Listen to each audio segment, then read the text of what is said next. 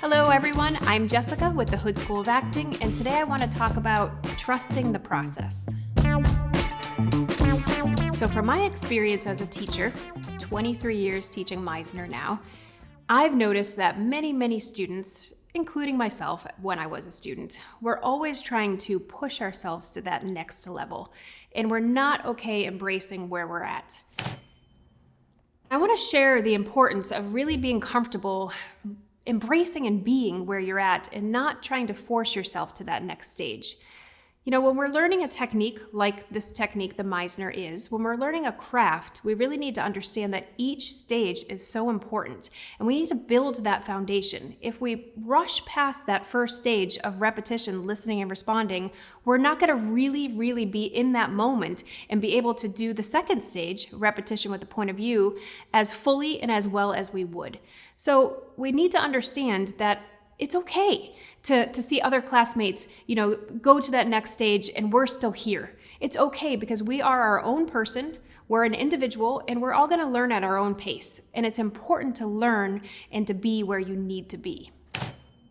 Now, I can relate to this because when I was a student, way back 22, 23 years ago, I was that student that was stuck in the first and second stage and all my classmates were in the fourth and fifth stage.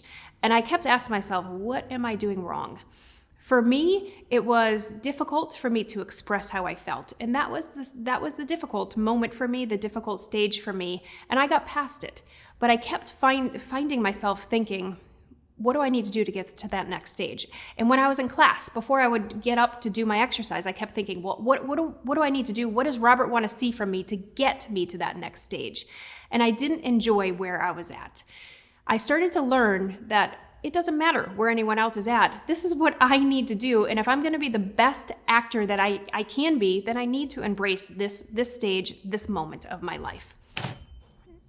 Now, when Robert would call my name in the first probably 4 months of me taking classes, I would hear him say, Jessica, you're going to work with Steve.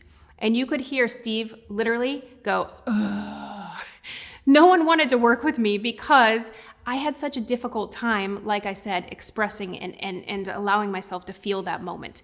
So what I did was, because I wanted to be great, was I ended up sitting in on other classes at Playhouse West, and I would start to sit and watch the other classes, and the teachers saw me there so consistently that they would say, you want to come up and work? And so I got to work with other people, I got to know them, and I started rehearsing with them outside of class, because I had kind of a difficult time working with the people in my class, because at that point, no one really wanted to work with me because they thought that I wasn't expressing. So I got really good by working in other people's classes and just going to class after class after class.